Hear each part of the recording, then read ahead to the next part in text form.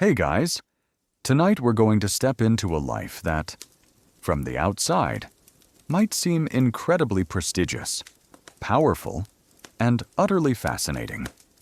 We're going to imagine ourselves as a Greek oracle, perhaps the most famous of them all, the Pythia at Delphi. But don't let the mystique fool you. While everyone in the ancient world, from kings to commoners, clamored for your wisdom, your existence was, in reality, a relentless cycle of physical strain, psychological torment, and profound personal sacrifice. You weren't a celebrity.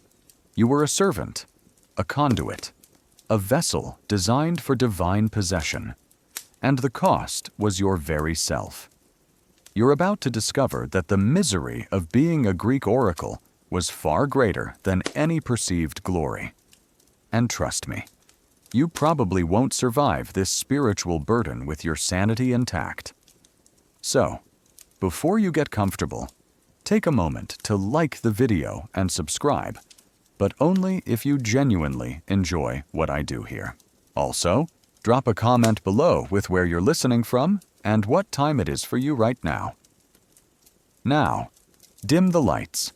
Maybe turn on a fan for that soft background hum, and let's ease into tonight's journey together. You're a young woman, perhaps still in your late teens, or maybe a bit older, in your 20s.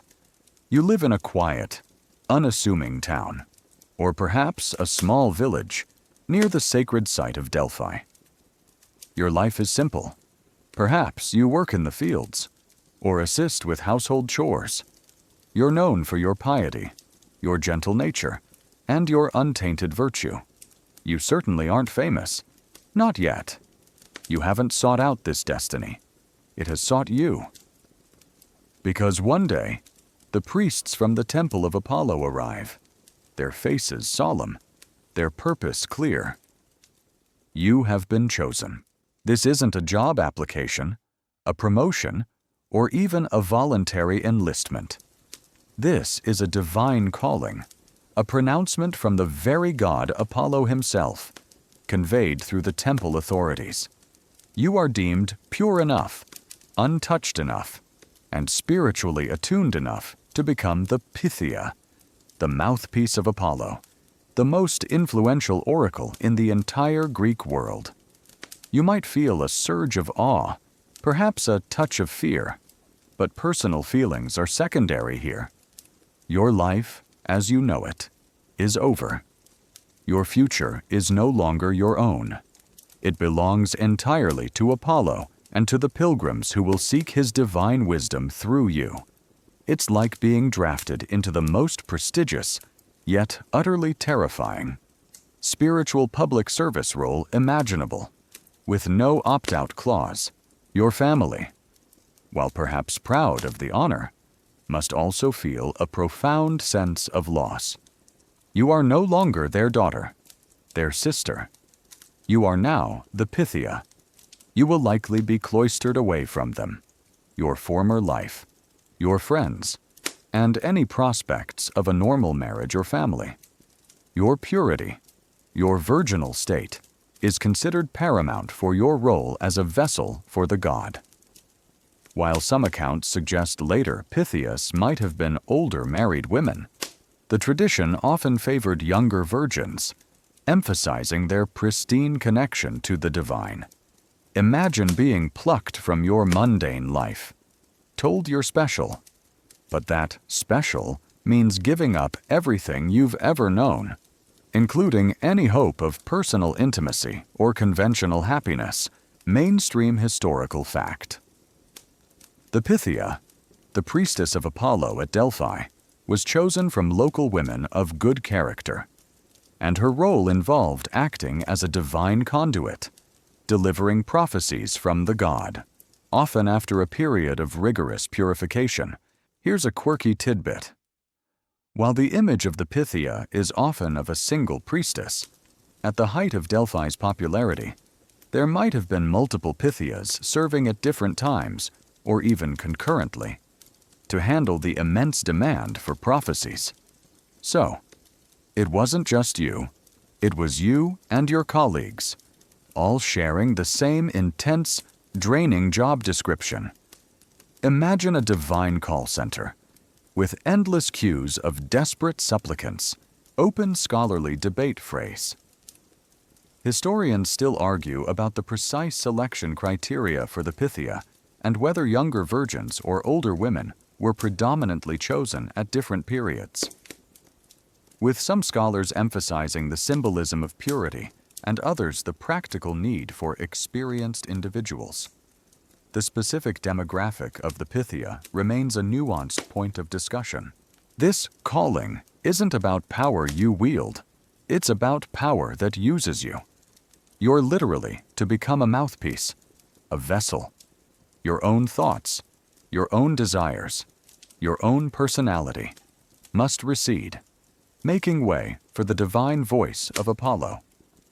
This initial understanding, this fundamental shift in identity, is the first taste of the misery that will define your life as an oracle. You are no longer an individual. You are a channel, a tool for a god. And tools, as you'll soon discover, are often used relentlessly, without much concern for their well-being. This is just the very beginning of your journey into prophetic servitude. You've accepted your fate, the calling to become the Pythia, and the first taste of your new reality hits you immediately, a life of profound seclusion. Forget the fields you once tilled, the bustling marketplace, or the simple joys of a village life. Your world, from this day forward, shrinks dramatically, confined almost entirely to the sacred precinct of the Temple of Apollo at Delphi.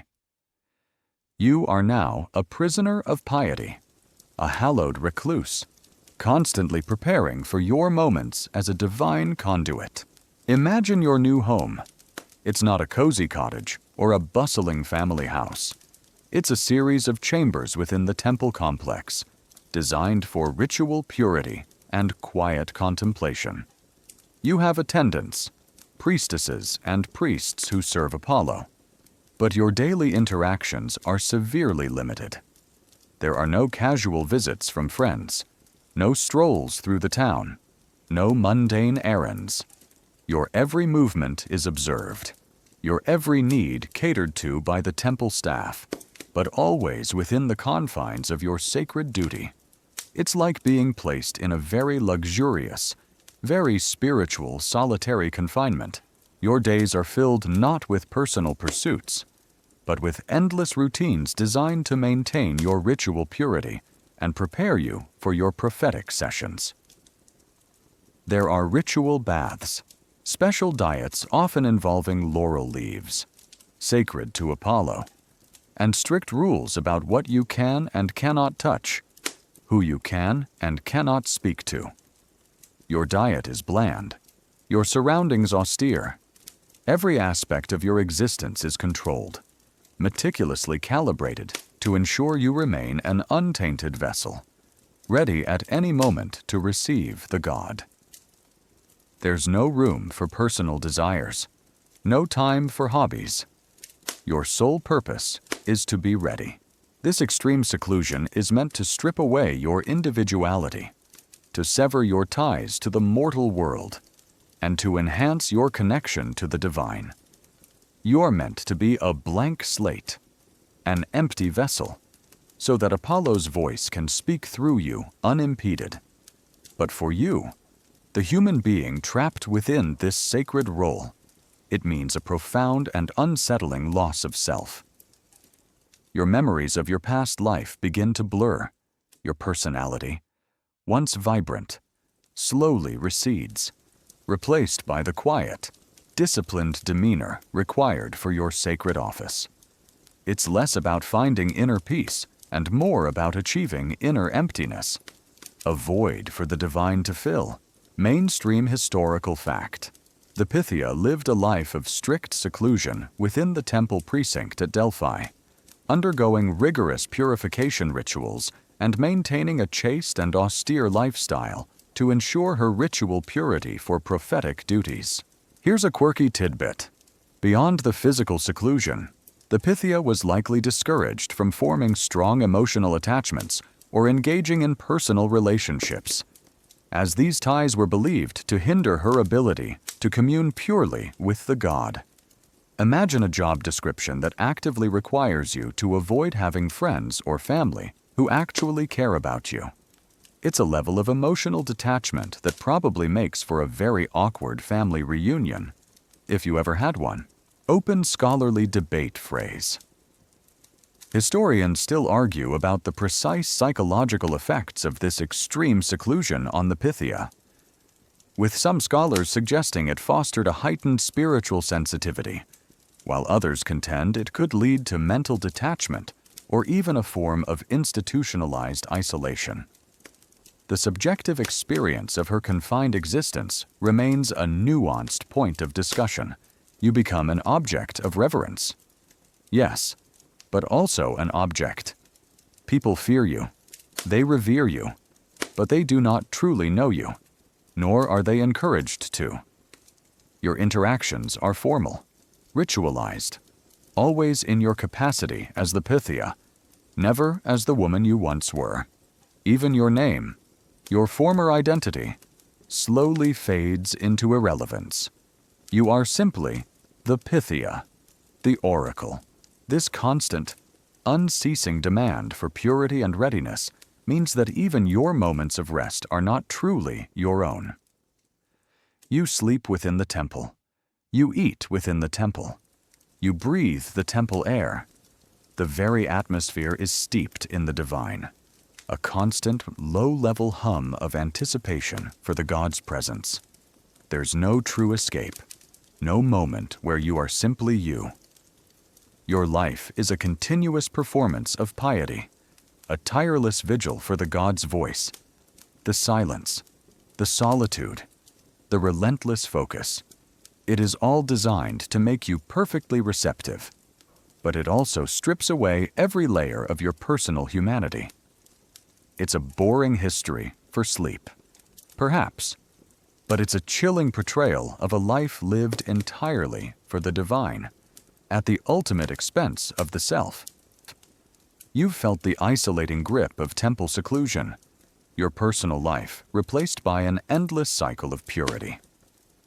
Now, let's delve deeper into the core of your daily existence as the Pythia, the constant, arduous purification and preparation rituals. These aren't just polite suggestions.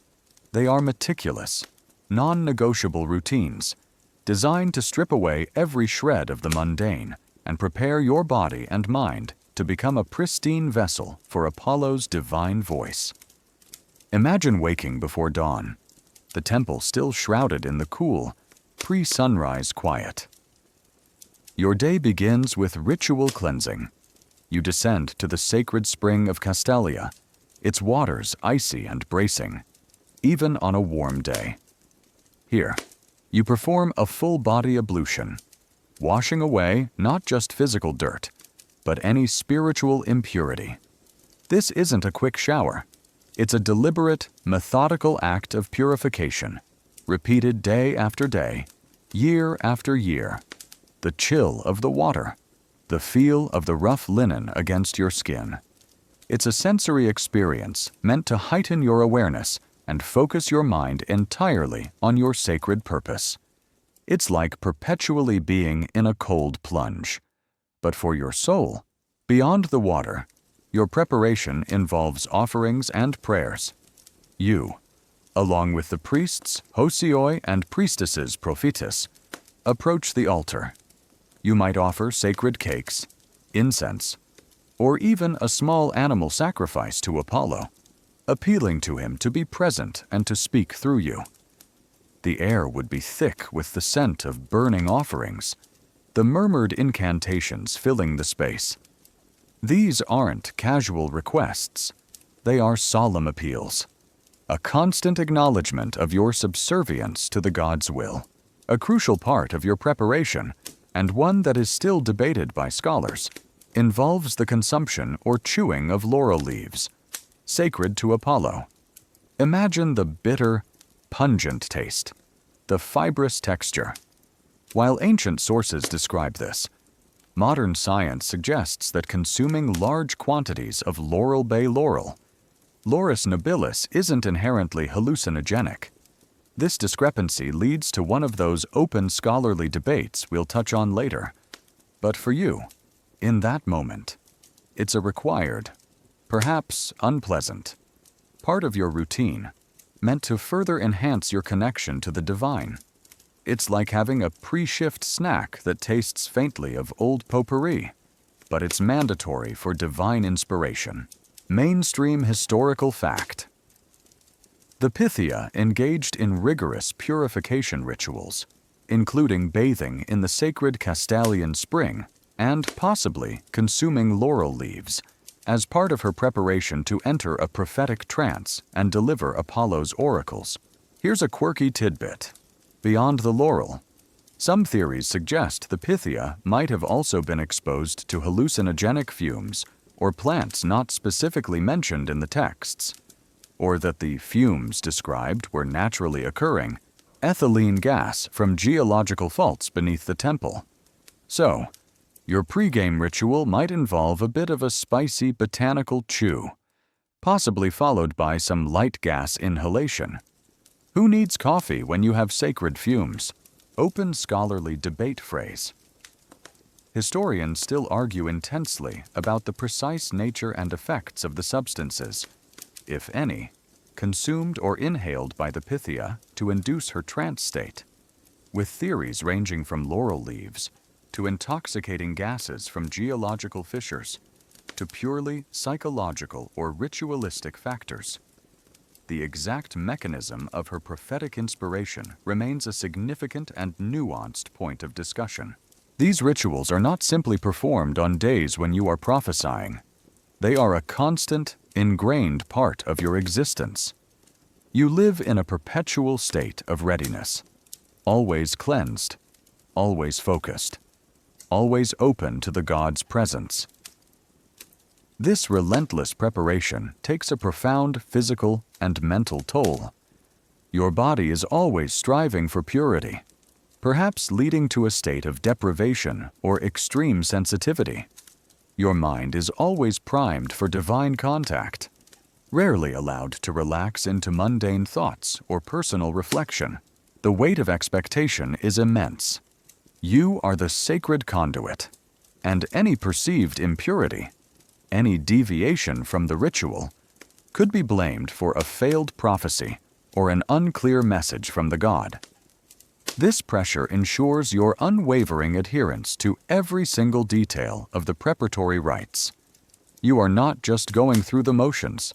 You are participating in a solemn, high-stakes performance for the divine, knowing that kings and commoners alike will hang on your every word. Once Apollo decides to speak, your life is no longer about living. It's about preparing to be lived by a god. It's a boring history for sleep, perhaps, but it's a chilling insight into a life of ceaseless, demanding spiritual servitude. You've undergone the rigorous rituals, purifying your body and mind, stripping away your individuality until you feel almost translucent, ready to receive the divine. Now, the day of prophecy arrives, the one day each month traditionally, the seventh day of the Delphic month, sacred to Apollo when the oracle is consulted. You are led into the Adyton, the inner sanctum of the temple of Apollo, a place of profound mystery and power. And here, in this sacred space, you will experience perhaps the most disorienting and terrifying aspect of your role, the fumes of prophecy. Imagine entering a dimly lit chamber, perhaps below the main floor of the temple. The air is thick, not with incense, but with something else, something unusual. Ancient accounts often speak of a fissure in the earth, a chasm from which vapors or gases would emanate. This is the crucial and most debated element of the Delphic oracle. For you, the Pythia, this isn't a theory, it's a palpable reality.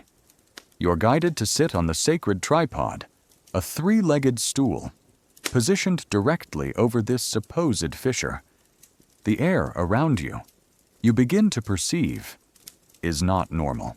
As you sit, the subtle presence of these mysterious fumes begins to work on you. They are not pleasant. They might induce a lightheadedness, a dizziness that slowly intensifies. Perhaps a feeling of detachment, a tingling sensation, or a growing confusion. It's not an immediate, overwhelming intoxication, but a gradual, insidious disorientation. Your senses might become distorted. Sounds might echo strangely. Light might seem to warp. Your grip on reality, painstakingly constructed over years of secluded living, begins to loosen.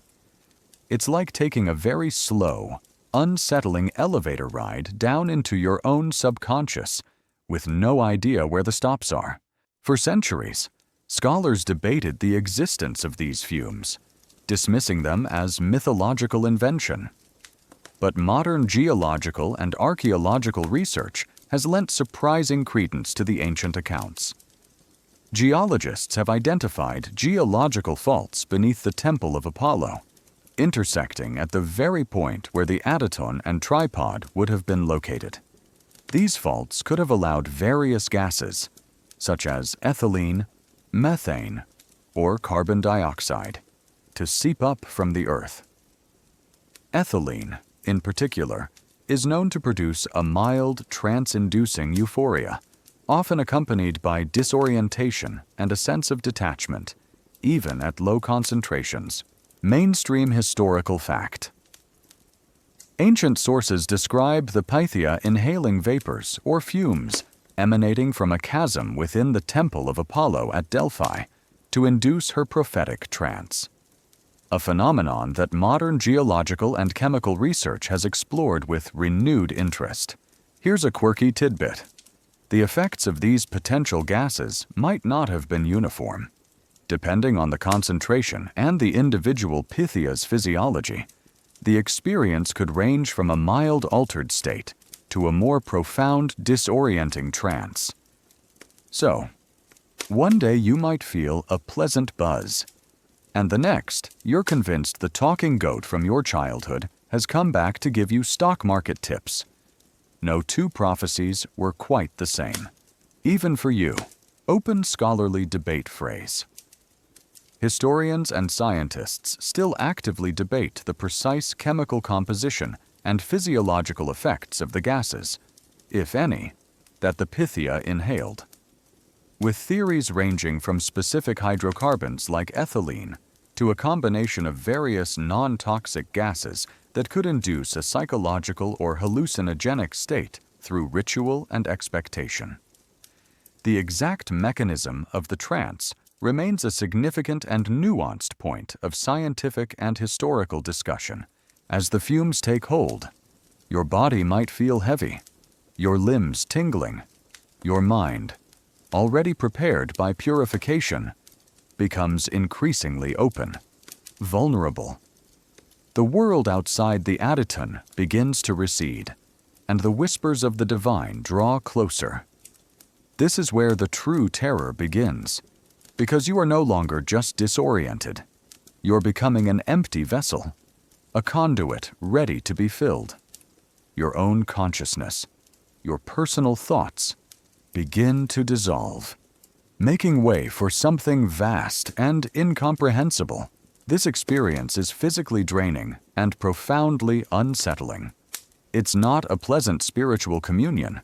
It's an invasion, a forceful overshadowing. You are losing control, your body and mind surrendering to an external force, preparing to speak words that are not your own. The very air you breathe, the sacred vapors, are both the source of your power and the means of your personal dissolution. It's a boring history for sleep, perhaps, but it's a chilling glimpse into the disorienting, self-erasing initiation into a life defined by divine possession.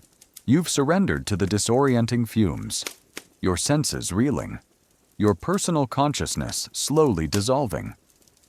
This leads you to the true, chilling heart of your prophetic duties, becoming a mere vessel for Apollo. Experiencing the terrifying and overwhelming phenomenon of divine possession. This isn't a gentle whisper of inspiration. It's a forceful, invasive presence, a complete overshadowing of yourself by the God's powerful voice. Imagine the feeling. As the disorientation from the fumes deepens, you feel a presence, vast and ancient, beginning to fill the space where your thoughts once were. It's not a comforting embrace. It's an immense, crushing pressure, like a tidal wave of pure divinity washing over your being. Your own voice, your own will, becomes distant. A faint echo in a cavern suddenly filled with an overwhelming roar. You are no longer speaking your words. Apollo is speaking through you. It's like being a microphone, perfectly tuned. But the sound coming out isn't yours at all. It's a roaring, celestial symphony.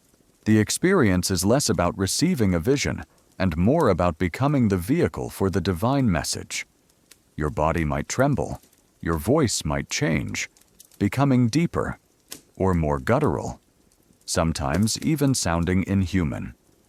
Your eyes might roll back, your limbs might spasm. This isn't a performance, it's a visceral, uncontrolled manifestation of divine power coursing through your mortal frame. The sounds you make are not articulated sentences at first, but powerful, often terrifying cries or exclamations, the raw utterance of a god speaking through a human mouth. The sensations are likely overwhelming. The divine knowledge, the raw truth of the cosmos, pours through you. It's too much for a mortal mind to fully grasp, causing immense mental and emotional strain. You are privy to information, to futures, to hidden truths that would shatter an ordinary person's sanity.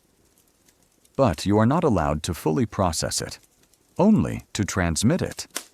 It's like having the entire internet downloaded directly into your brain at once, without a proper firewall. Your internal system is overwhelmed, on the verge of crashing. Mainstream historical fact. The Pythia was believed to enter a trance state and become possessed by the god Apollo, speaking his words directly through her, rather than receiving visions or interpreting signs herself. This divine possession was central to her role as an oracle. Here's a quirky tidbit. Some ancient accounts suggest that after a particularly powerful prophetic session, the Pythia would be left physically exhausted, sometimes even collapsing or requiring a long period of recovery. It wasn't just mentally draining. The physical exertion of channeling a god could be immense, as if your body had run a marathon while simultaneously solving complex cosmic equations. Imagine trying to explain to your doctor that your chronic fatigue is due to occasional divine channeling. Open scholarly debate phrase.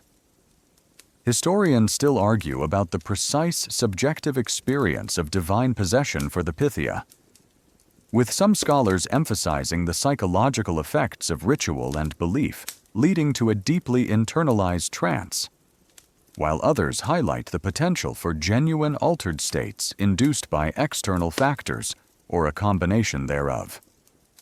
The nature of the Pythia's consciousness during the trance remains a nuanced point of discussion. You are no longer yourself in these moments. Your personal identity, painstakingly suppressed through years of seclusion and ritual, completely vanishes.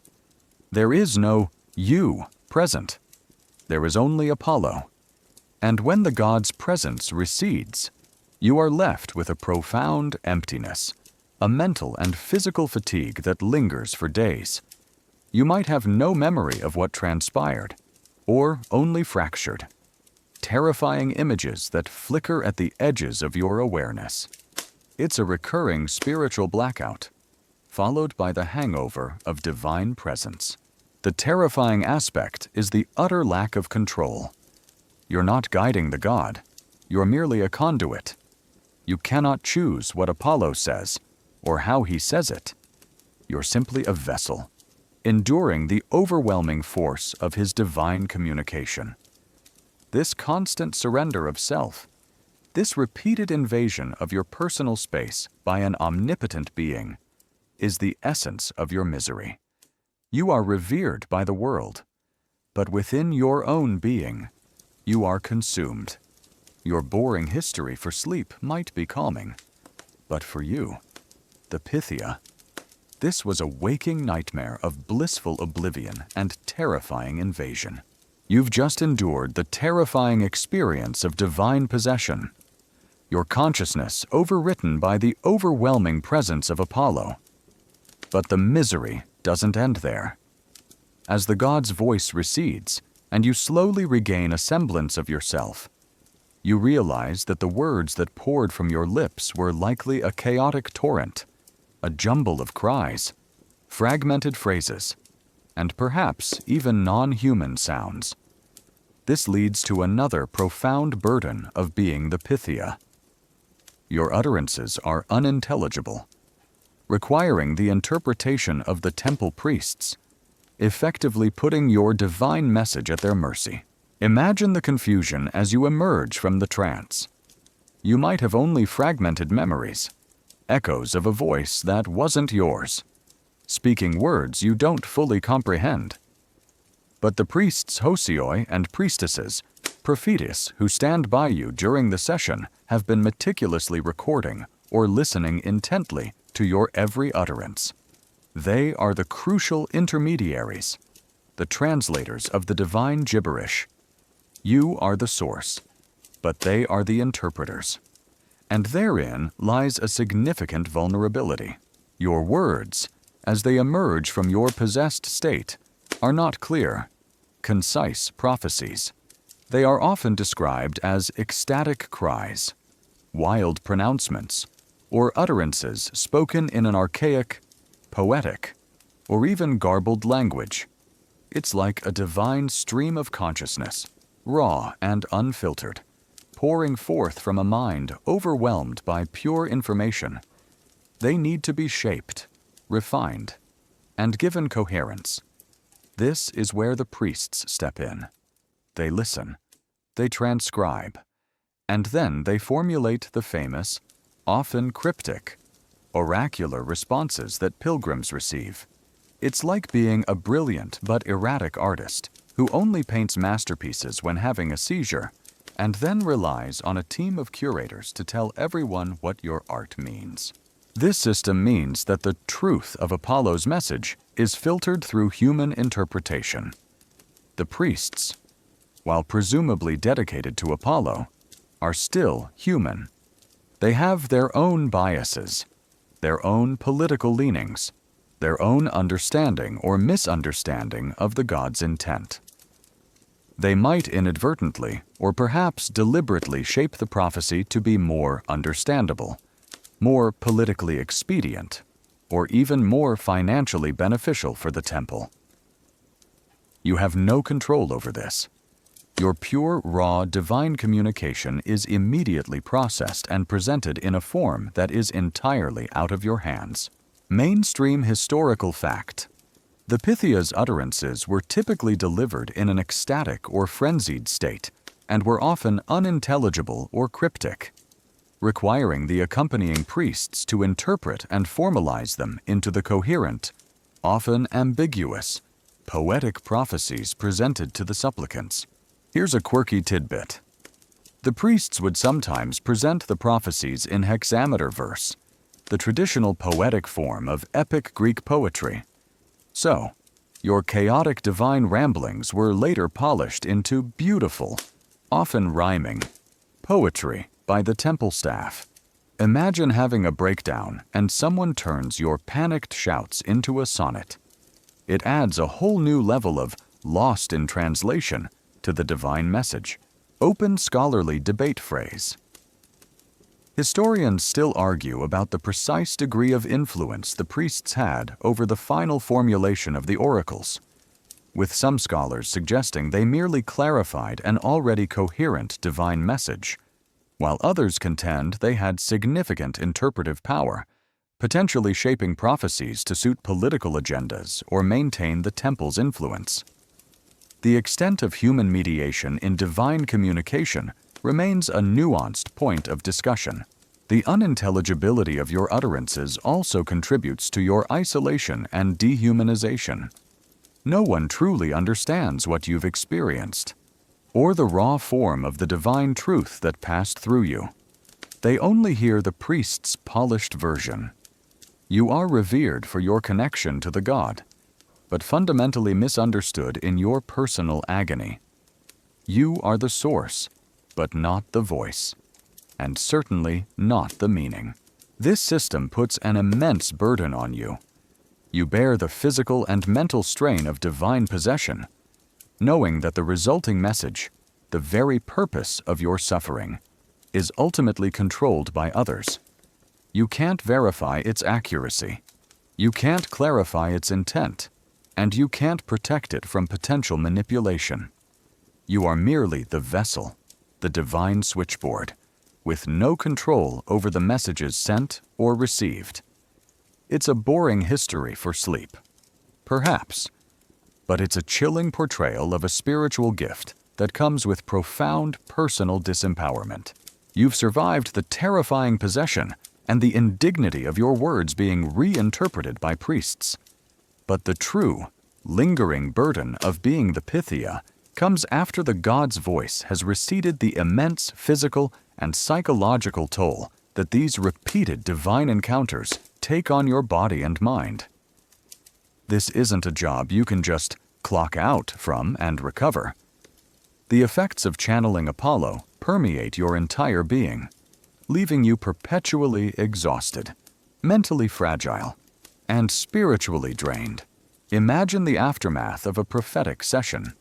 Your body, which just minutes ago convulsed and trembled under the weight of a god, feels weak, heavy, and strangely detached.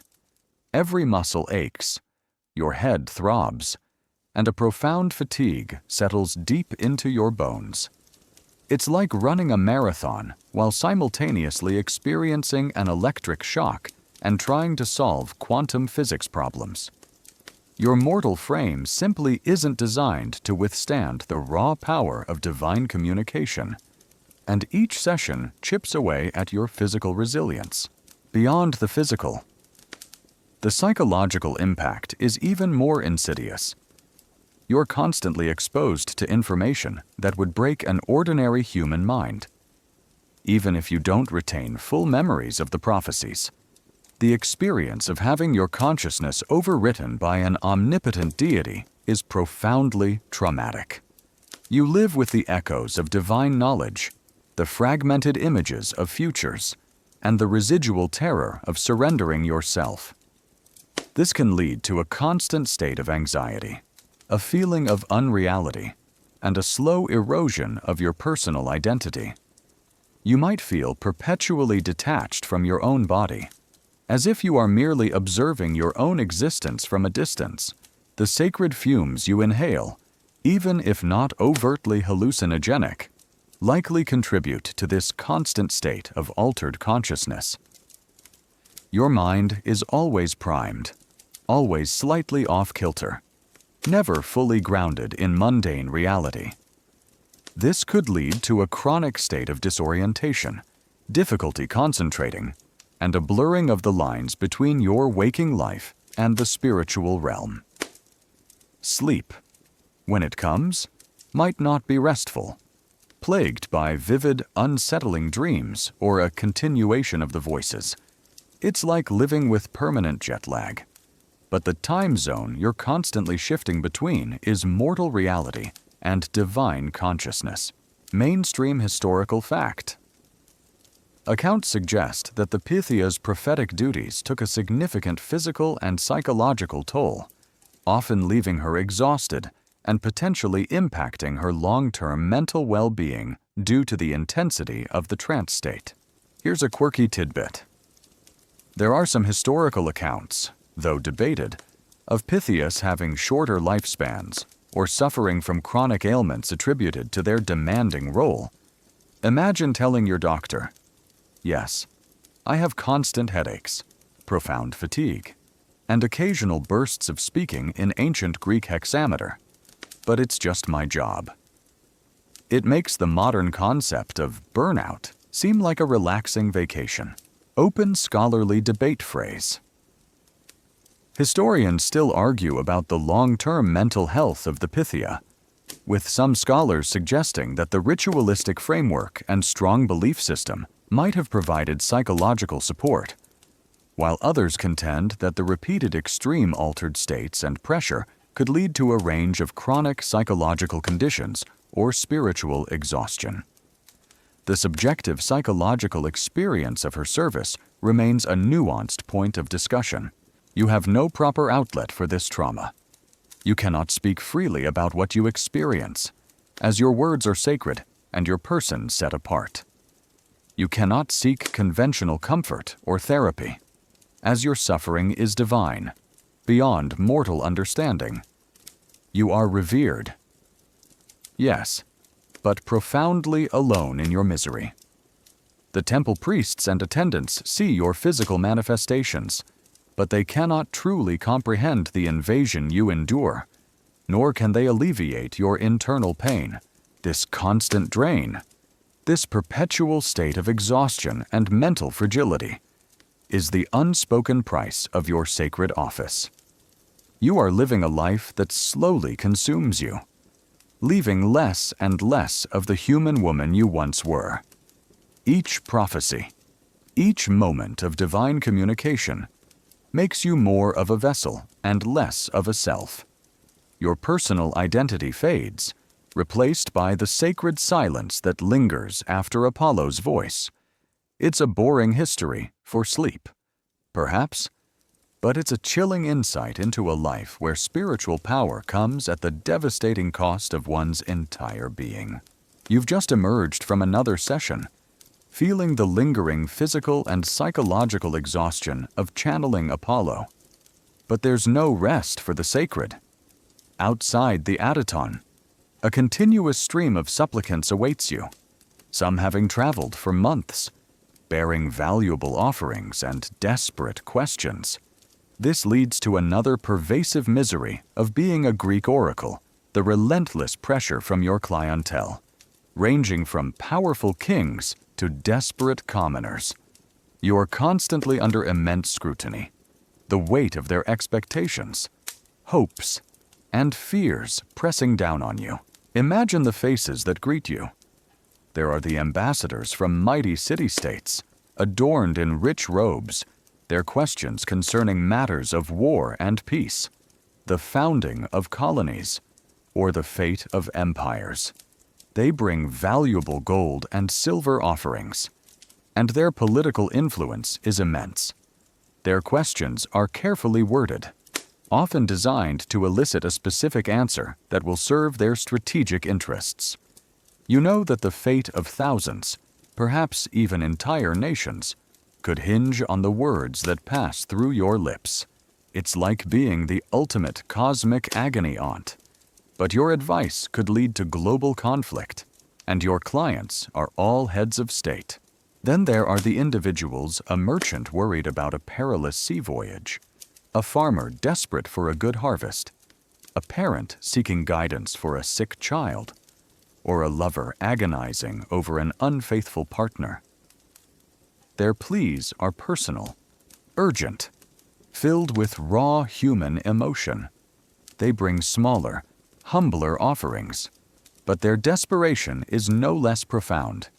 They look to you, not just for answers, but for hope, for certainty in an uncertain world. Their individual burdens become your collective weight. The pressure is immense. Every single one of these supplicants expects a clear, actionable answer from Apollo, through you. They have invested time, money, and faith. You cannot afford to give a vague or meaningless response, even if your recent trance has left you disoriented and struggling to articulate.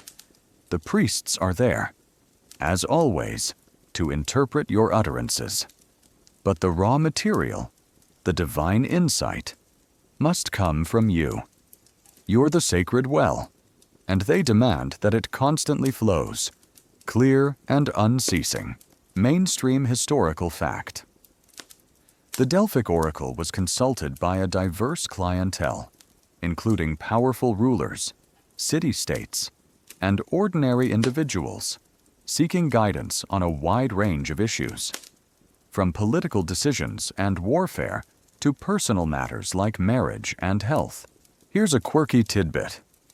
Before consulting the oracle, supplicants had to undergo their own purification rituals and offer sacrifices. They also had to pay a fee, known as the pilanos, which varied depending on the importance of the consultation. So, everyone had to jump through hoops and pay up before they even got a chance to hear your garbled wisdom. It's like having to fill out a really long online form and pay an application fee just to get a 5-minute consultation with a very tired, occasionally possessed life coach. Open scholarly debate phrase. Historians still argue about the extent to which the Pythia truly influenced political decisions or merely provided ambiguous answers that could be interpreted to fit pre-existing intentions. With some scholars emphasizing the oracle's genuine power and others its skillful manipulation by the temple priests to maintain influence. The precise nature of the oracle's practical authority remains a nuanced point of discussion. You have no time for personal recovery between sessions. The demand is constant, especially during peak pilgrimage seasons. You might perform your duties multiple times a month, each time undergoing the arduous rituals, inhaling the fumes, and enduring the possession. This relentless schedule means your physical and psychological reserves are constantly depleted. There's no sick leave, no mental health day. The god calls, and you answer, regardless of your personal state. The sheer volume of human suffering and anxiety that passes through you is also a heavy burden. You hear their desperate pleas, their terrible dilemmas. Even if you don't fully comprehend the divine words, you are aware of the immense weight of their questions. You are a repository for collective human fear and hope, and that is a heavy mantle to bear, day after day. You're the world's most sought-after therapist, but you're the one who needs the therapy, and there isn't any. So, your life as the Pythia is a constant performance under intense pressure. You are the center of attention for the entire Greek world, but that attention is not for you, the person, but for the God who speaks through you. You are revered, sought after, and indispensable, yet utterly consumed by the demands of a clientele who see you only as a means to an end. It's a boring history for sleep, perhaps, but it's a chilling insight into a life lived under the perpetual, crushing weight of public and divine expectation. You've just weathered the incessant demands of your powerful and desperate clientele, emerging from each session more depleted than the last. Now, let's confront another profound misery of your existence. As a Greek oracle, you're a political pawn, utterly devoid of personal power or influence. Despite being the divine mouthpiece sought by kings and generals, your sacred role makes you a tool for political agendas, manipulated by the powerful, and robbed of any genuine personal agency.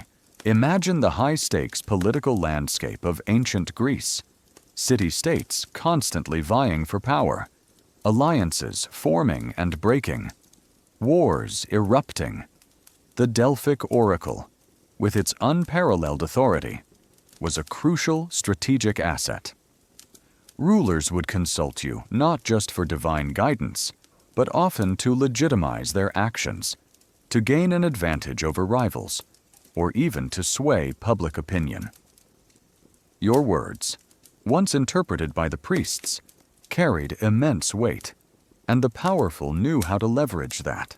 You are the source of these words, the vehicle through which Apollo speaks, but once uttered, they are out of your control. The priests, who interpret your utterances, and the powerful supplicants, who receive them, are the ones who wield the actual influence. They can emphasize certain parts of the prophecy, interpret ambiguities in their favor, or even subtly guide your utterances through the questions they pose or the atmosphere they create. You are a powerful microphone, but others control the volume and the message. It's like being the most influential journalist in the world. But your editors are corrupt politicians who rewrite all your articles to serve their own interests. Consider the famous example of King Croesus of Lydia. He consulted the oracle about whether he should attack the Persian Empire. The prophecy he received was famously ambiguous. If Croesus crosses the Halys River, he will destroy a great empire. Confident, Croesus attacked, only to destroy his own great empire.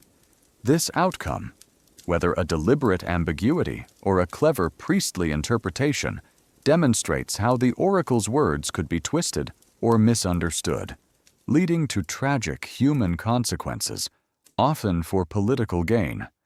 With you, the Pythia, simply the uncomprehending conduit. Mainstream historical fact. The Delphic oracle often played a significant, albeit sometimes ambiguous, role in ancient Greek political and military affairs, with city-states and rulers consulting it for guidance, and its pronouncements frequently influenced by or interpreted to suit political agendas. Here's a quirky tidbit. There were instances where city-states accused the Delphic priests, and by extension, the oracle, of being biased, especially during major conflicts like the Peloponnesian War. Sparta and Athens both suspected the oracle of favoring the other side at different times. So, even divine guidance wasn't immune to accusations of partisan politics, which must have added an extra layer of cynicism to your divine revelations. Imagine being accused of taking bribes from one side of a war, when you can barely remember your own name after a session. Open scholarly debate phrase. Historians still argue intensely about the degree to which the priests of Delphi intentionally manipulated the oracle's prophecies for political or financial gain, versus their role as sincere interpreters navigating the inherent ambiguity of divine communication and the complex demands of powerful clients. The ethical implications of the oracle's political involvement remain a nuanced point of discussion. You have no personal stake in these political machinations. You don't choose who wins or loses wars, or which city-state flourishes. Your role is merely to convey the divine will, a will that is then filtered, shaped, and deployed by others for their own earthly power games. You bear the sacred trust of Apollo, but that trust is exploited by mortals for their mundane ambitions. You are a symbol of divine wisdom, but also a silent witness to the corruption that surrounds it. This lack of personal power, despite your sacred status, is deeply disempowering.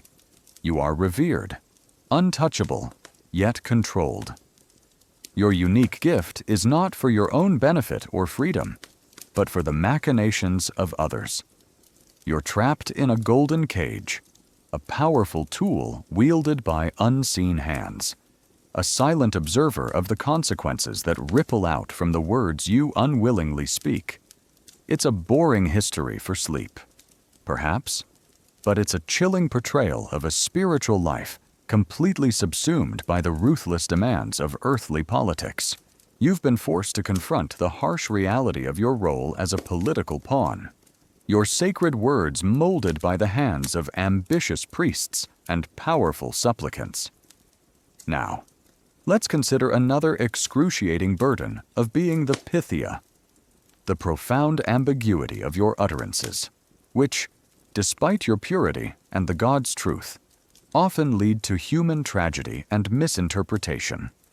You are the source of divine truth, but that truth is rarely clear, leaving endless room for error, misguidance, and ultimately, suffering among those who desperately seek your counsel.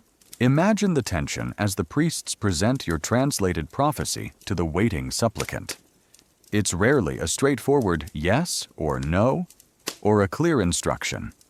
Instead, it's a riddle, a poetic couplet, a cryptic statement open to multiple interpretations. Think of the famous example, "Go, and the great empire you will destroy." To King Croesus, this meant the Persian Empire. To history, it meant his own Lydian Empire. You, the Pythia, had spoken the truth, as Apollo willed it. But the truth was veiled, wrapped in layers of complexity, leaving the mortal mind to unravel its true meaning, often with disastrous results. This inherent ambiguity is a defining characteristic of Delphic prophecies. It wasn't necessarily a flaw in Apollo's communication. It was often a deliberate feature. Perhaps it served to protect the god's reputation, allowing for a post hoc rationalization of any outcome. If the prophecy was vague enough, it could be seen as correct regardless of what happened. But for the supplicant, and for you, the unwitting conduit, it meant that even divine guidance offered no true certainty. You're delivering pure, unadulterated truth. But it's like speaking in riddles to people whose lives depend on understanding your exact meaning. The frustration this must have caused for the supplicants is immense. They travel great distances, make significant sacrifices, and wait patiently for an answer that, when received, requires even more agonizing thought and interpretation. They carry the immense responsibility of deciphering the god's will, often in high-stakes situations. And when their interpretations lead to catastrophic failure, who is truly to blame? Not Apollo. For he spoke the truth, not the priests, for they merely translated, and certainly not you, the vessel, for you just channeled the divine. Yet, the weight of their despair, the consequence of their missteps, ultimately falls upon the reputation of the oracle, and silently, upon your own burdened spirit. Mainstream historical fact.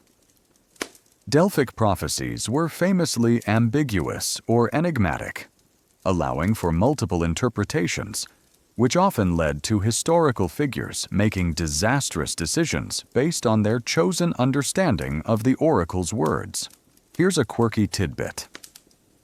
Beyond the famous riddles, some prophecies were delivered in a more straightforward manner, especially concerning religious matters or the founding of cults. However, it was the cryptic political and military prophecies that gained the most notoriety and fueled the oracle's mystique, and often, its problematic outcomes. So, you might deliver a clear instruction on how to properly sacrifice a goat one day, and the next, you're spouting a cosmic riddle about the fate of an empire. Your job had a wide range of clarity. Open scholarly debate phrase.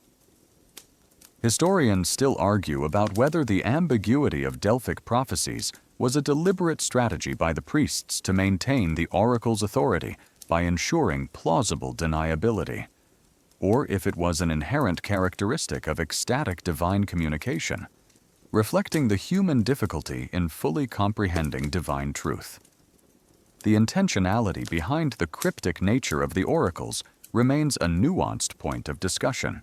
This fundamental ambiguity means that your purity, your connection to the divine, is ultimately insufficient to guarantee clear guidance. You're a channel for truth, but that truth is packaged in a way that often ensures confusion and potential disaster for humanity. This must have been a profoundly disheartening reality. You undergo such intense suffering to bring forth the God's word, only for it to be misinterpreted, twisted, or simply too opaque to be truly helpful. So, Your misery as a Greek oracle is compounded by the knowledge that even when Apollo speaks through you, the message itself is a double-edged sword.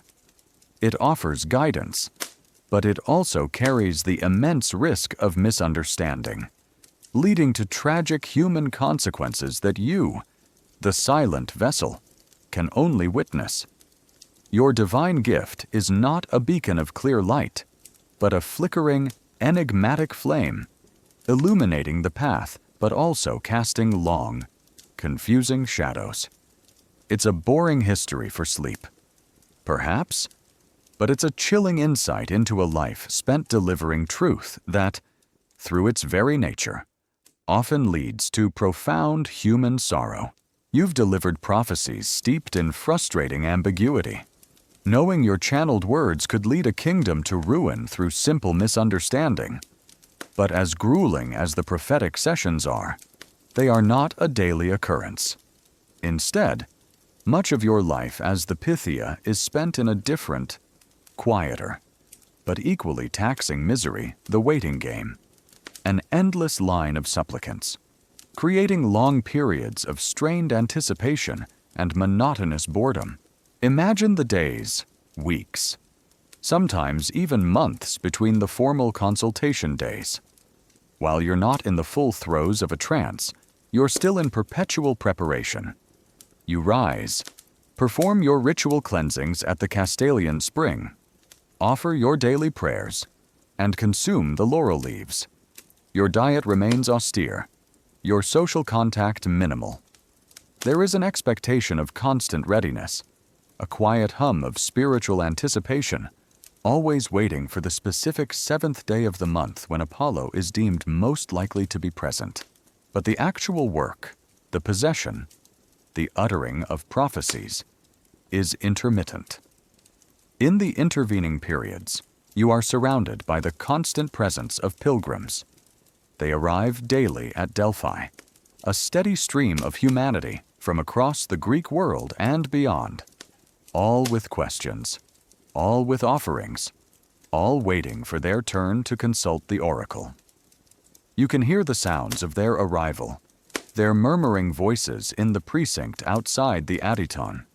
You feel their collective anticipation, their desperate hopes, and their underlying anxiety, all building, building, building, towards the one day they can approach you. This creates a peculiar rhythm to your life, long stretches of quiet, isolated routine, punctuated by intense, draining bursts of divine communication. The boredom is not the casual boredom of a day off. It's a profound, spiritual ennui, a monotonous vigil where your mind is always primed but rarely engaged in its primary function. You are always prepared for the god, but the god does not always speak. It's like being constantly on call for an emergency that rarely happens. But you still have to wear your full uniform and be ready to deploy at a moment's notice. 24/7. Mainstream historical fact. The Delphic oracle was typically consulted on specific days of the month, meaning the Pythia spent significant periods in preparation and anticipation between prophetic sessions, enduring long waits between the arrival of pilgrims and the moments of divine communication. Here's a quirky tidbit. Due to the high demand and limited consultation days, powerful city-states or wealthy individuals could sometimes pay for promentia, a privilege that allowed them to jump the queue and consult the oracle before others. So, even in the realm of divine access, there was a VIP pass system, which probably didn't do much for the morale of the regular pilgrims or for your own sense of fair spiritual distribution. Imagine the size of the other waiting supplicants when some rich guy breezes past them. Open scholarly debate phrase. Historians still argue about the precise daily schedule and workload of the Pythia, with some scholars suggesting a more flexible arrangement to meet demand, while others emphasize the strict adherence to specific consultation days, highlighting the logistical challenges of managing the oracle's popularity. The details of her non-prophetic daily life remain a nuanced point of discussion. The silence of your secluded life is often broken only by the sounds of the temple, the murmured prayers of priests, the distant chanting of pilgrims, the gentle rustle of leaves in the sacred grove outside. You exist in a state of suspended animation, a human waiting room for the divine. This constant state of readiness, combined with the lack of direct engagement, can be profoundly taxing. Your mind, trained to be open, might wander or become excessively introspective without the distraction of mundane life. This boredom is not restful. It's an active, strained anticipation, a mental and physical tension that builds as the consultation day approaches, and then slowly dissipates afterwards, only to begin building again. You are perpetually holding your breath, waiting for the God, waiting for the demand, waiting for the moment you are no longer truly you. This waiting game is a subtle, yet pervasive, form of misery, ensuring that even in moments of calm, you are never truly at peace. It's a boring history for sleep, perhaps, but it's a chilling insight into a life where even stillness is a form of profound spiritual labor. You've been trapped in the grueling rhythm of the waiting game, constantly poised for divine communication amidst the distant murmur of pilgrims. This leads us to perhaps the most profound and insidious misery of your existence, as the Pythia, the relentless loss of your own identity, your very self, slowly eroding, replaced by the God's voice. You are not just a vessel in moments of trance. Your entire being is gradually consumed by your sacred role, leaving less and less of the woman you once were. Imagine recalling fragments of your former life, your birth name, the faces of your family, perhaps a favorite childhood memory. As the years pass in the temple, surrounded by ritual and the constant expectation of divine presence, these memories become fainter, more distant, like dreams from another lifetime. Your personal desires, your unique personality traits, the quirks that made you you, they slowly recede into the background, overshadowed by the solemnity and demands of your office. It's like a perpetual slow-motion fade to black on your own autobiography. Your voice, even when not possessed by Apollo, likely changes. You might adopt the more formal, archaic speech patterns of the temple priests, or speak with a quiet, otherworldly tone. Your facial expressions become more serene, less animated, reflecting the inner stillness required for your role. You're performing the Pythia, not merely when Apollo speaks, but in every waking moment.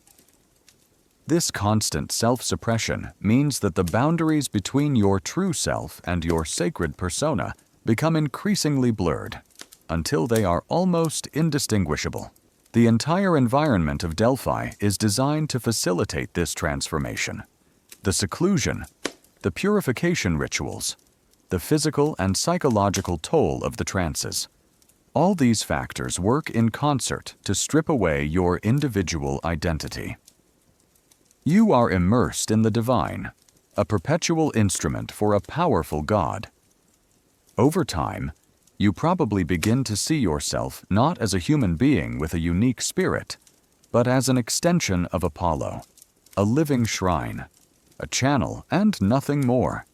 It's like being a highly specialized piece of equipment that is so perfectly designed for its single function, it forgets it was ever anything else. Mainstream historical fact: the Pythia's identity was deeply intertwined with her sacred role as Apollo's mouthpiece, a process that involved considerable personal sacrifice and a degree of self-effacement, leading to the perception of her becoming primarily a vessel for the divine. Here's a quirky tidbit. Ancient Greek philosophical texts, particularly those discussing the nature of prophecy, sometimes grappled with the question of whether the Pythia retained any of her own consciousness or free will during the trance, or if she was entirely subsumed by the god. So, even the philosophers were trying to figure out if there was anyone home during a prophecy. Imagine being the subject of endless academic debate about your own sentience, open scholarly debate phrase. Historians still argue about the precise degree of conscious self that the Pythia retained during her prophetic career, with some scholars emphasizing the enduring presence of her individual personality within the ritualistic framework, while others contend that the prolonged and intense nature of her duties led to a profound spiritual and psychological loss of personal identity. The extent of her subjective selfhood remains a nuanced point of discussion. You have no personal life outside the temple, no family to return to in the traditional sense, no friends to share secrets with. Your family becomes the temple staff. Your friends, the voices of the god. Your purpose is singular, all-consuming. There's no space for personal growth outside of your divine function. No room for individual dreams or aspirations. Any lingering human desires you once harbored are slowly starved, withered by the constant demands of your sacred office. This gradual erosion of self is a quiet, profound misery. It's not a sudden, violent end, but a slow, relentless fading. You're honored, revered, perhaps even feared. But the person who once was you slowly ceases to exist, replaced by the impersonal, authoritative voice of the god. You become an eternal Pythia, a sacred artifact, a living monument to Apollo's power, but tragically, no longer entirely human. It's a boring history for sleep, perhaps, but it's a chilling insight into a life where the ultimate spiritual calling comes at the devastating cost of one's entire being. You've experienced the insidious erosion of yourself, your identity slowly giving way to the divine presence. This leads to another deeply paradoxical aspect of your existence as the Pythia you're sacred, yet untouchable, revered by all, yet eternally isolated and fundamentally misunderstood. You are the holiest woman in the Greek world, capable of channeling the very words of Apollo. But this divine connection also builds an impenetrable wall between you and the very humanity you serve. Imagine the procession of pilgrims gazing at you with a mixture of awe, reverence, and desperate hope. They see you as a living link to the divine, a source of ultimate truth. They might kneel, offer fervent prayers, or simply stare in silent wonder. Your presence commands instant respect, a quiet reverence that demands silence and veneration. No one would dare approach you casually, make small talk, or express personal curiosity. You are too sacred, too set apart for such mundane interactions. It's like being placed on a pedestal, high above everyone else, where you can see them all, but none can truly reach you. This reverence, while seemingly a privilege, is in fact a profound form of isolation. People do not connect with you. They connect with the idea of you, with the God who speaks through you. They project their hopes and fears onto your sacred person, but they do not see the human being underneath the robes, the woman who endures the physical strain, the psychological toll, and the loneliness of her existence. You are a symbol, an icon, but not a person with feelings, doubts, or a desire for human connection. Your interactions with the priests and temple staff are equally formal and ritualized. They manage you, care for you, and interpret your words. But they too maintain a respectful distance. You are Apollo's servant, and they are his earthly administrators. There is a hierarchy, a clear boundary that separates you, the pure conduit, from even those closest to your sacred duties. You are part of the temple, not simply an individual working within it. Mainstream historical fact. The Pythia held an extremely revered and untouchable status due to her role as Apollo's mouthpiece, leading to her being set apart from ordinary human interaction and treated as a sacred entity rather than an individual. Here's a quirky tidbit. Due to her sacred status and seclusion, there are almost no personal accounts or direct quotes from the Pythia herself. Outside of her prophecies, we know her utterances, but not her thoughts, her feelings, or her daily musings. It's like having a detailed biography of a famous historical figure written entirely from the perspective of their butler. Open scholarly debate phrase. Historians still argue about the extent to which the Pythia's revered status provided a form of subtle power or agency within the temple hierarchy, versus her ultimate subordination to the male priests who managed and interpreted her prophetic output. The practical implications of her untouchable status remain a nuanced point of discussion. You are untouchable not just physically, but emotionally. No one seeks to comfort you, to understand your personal suffering, or to share the burdens of your unique existence.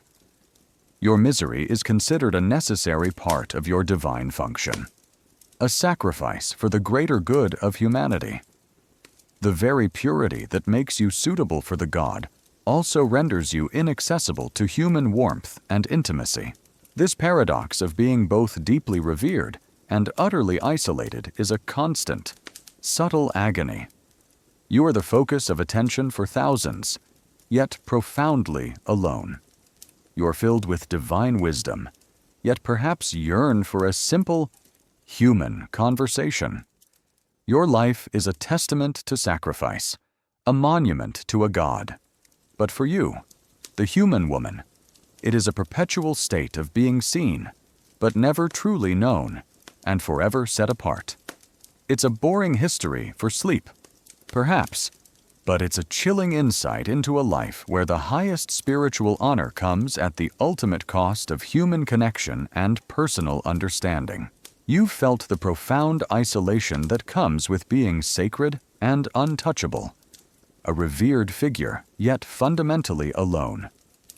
But as the centuries passed, and as the political and religious landscape of the ancient world shifted, your life as the Pythia, and indeed the very institution of the Delphic oracle, began to experience another slow, painful misery, the end of days, a gradual fading of your power and the oracle's influence.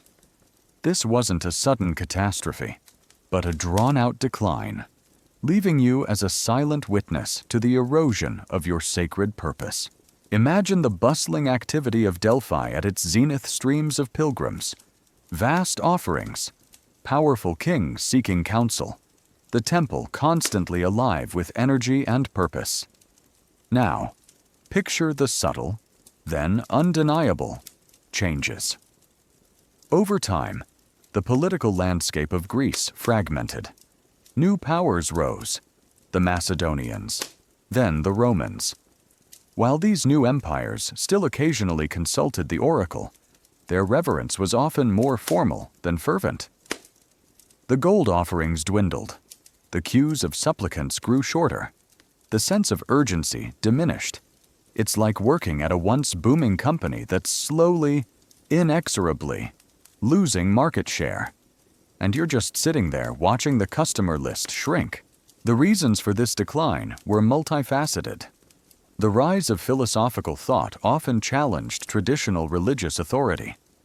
Skepticism grew, and the ambiguities of the prophecies were increasingly seen as weaknesses rather than divine wisdom. The Romans, with their own elaborate system of divination, held less reliance on Greek oracles.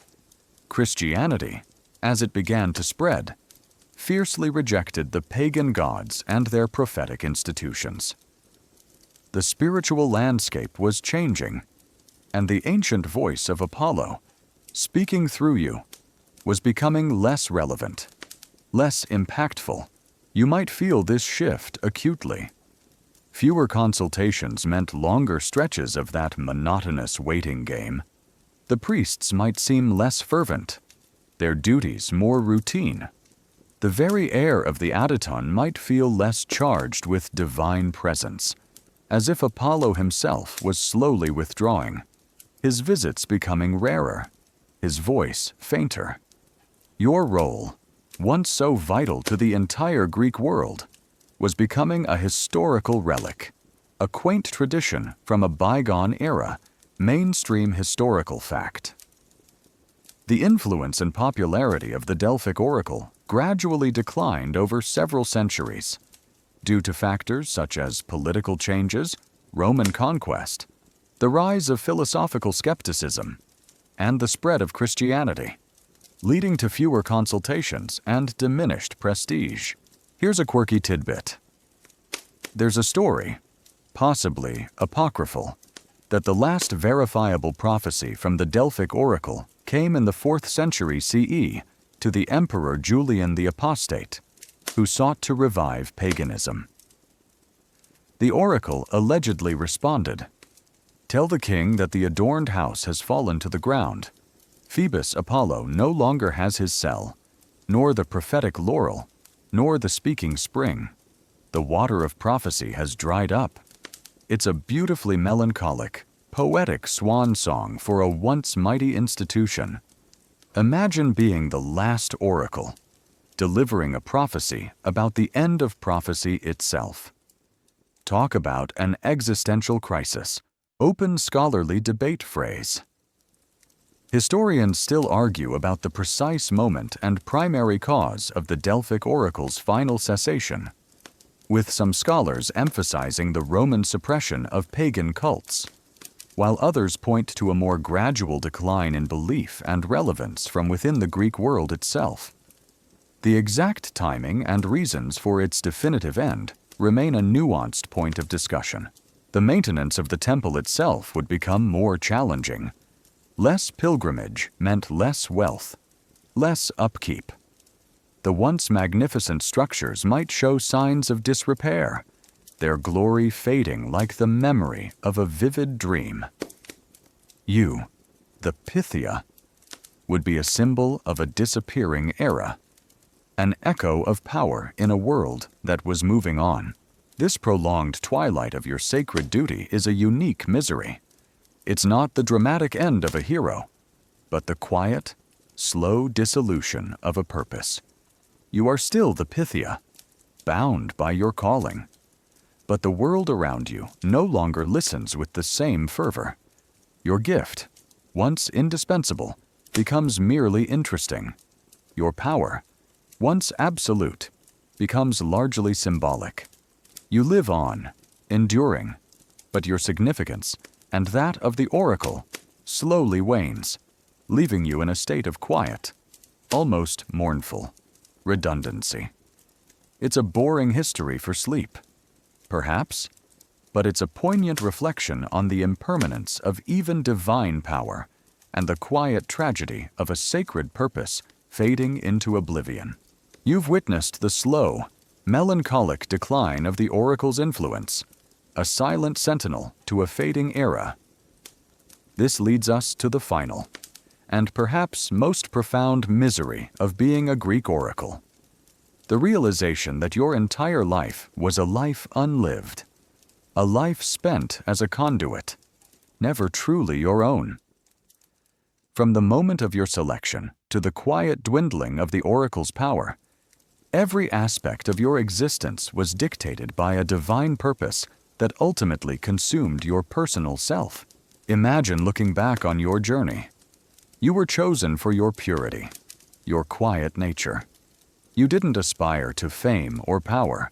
It was thrust upon you. You were ripped from your family, from any possibility of marriage, children, or a conventional domestic life. Those simple joys, the mundane routines that define ordinary human existence, they were denied to you. Your youth, your prime years, were spent in secluded ritual, in anticipation of a divine presence that was often overwhelming and traumatic. Your body became a temple, your mind a doorway. But the person who lived inside that temple, who opened that door, was slowly erased. You were revered. Yes, given a status beyond mortal queens.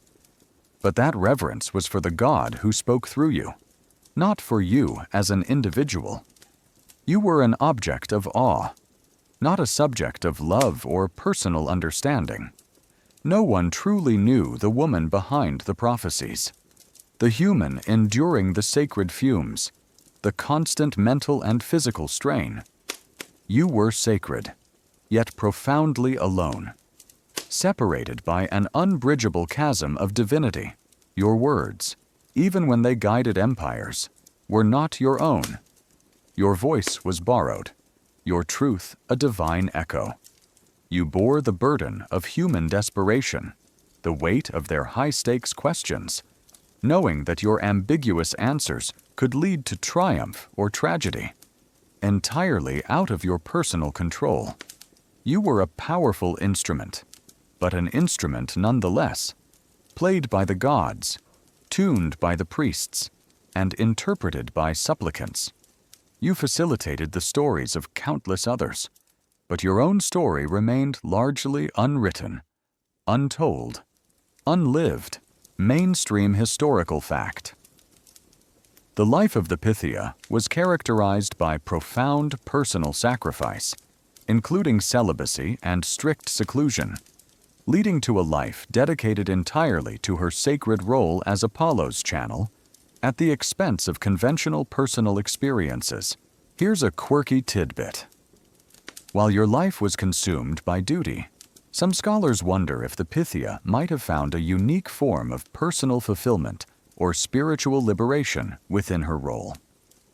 Despite the hardships, perhaps the moments of profound divine connection offered a transcendental experience that transcended worldly suffering, a unique perspective on existence that few mortals ever achieved.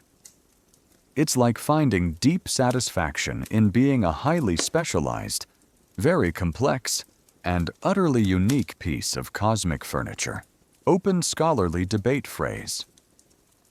Historians still debate the subjective experience of personal fulfillment or spiritual reward for the Pythia within her demanding and isolating role, with some scholars emphasizing the inherent limitations and sacrifices, while others explore the possibility of a profound, internalized sense of purpose and unique spiritual connection that transcended mundane existence.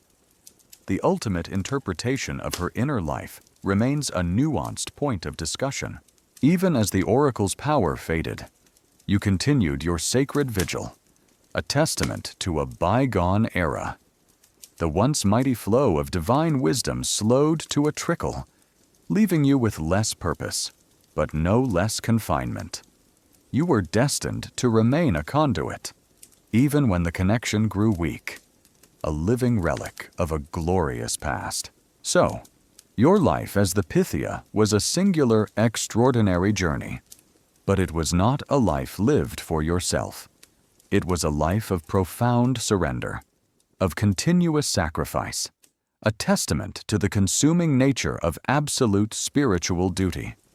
You were the voice of a god, the guiding light for nations, but you were also a woman who, in becoming everything for others, became almost nothing for herself. And now, the long, arduous, and profoundly lonely life of the Greek oracle gently fades into the quiet embrace of history. Now, gently close your eyes. Let the sounds around you soften, just like the whispers of ancient Delphi begin to fade. Feel the weight of these old stories settle into the quiet corners of your mind. Tonight, you've glimpsed a life both incredibly sacred and profoundly sorrowful, a world where divine connection came at the ultimate cost of self. The echoes of prophetic visions and the silent solitude of the temple now mingle with the soft hum of your fan, carrying you further into comfort. Let the images drift, dissolving into the peaceful quiet that now surrounds you. There's nothing left to do but simply be, drift. Now, into a deep, peaceful slumber. End of script. Sweet dreams.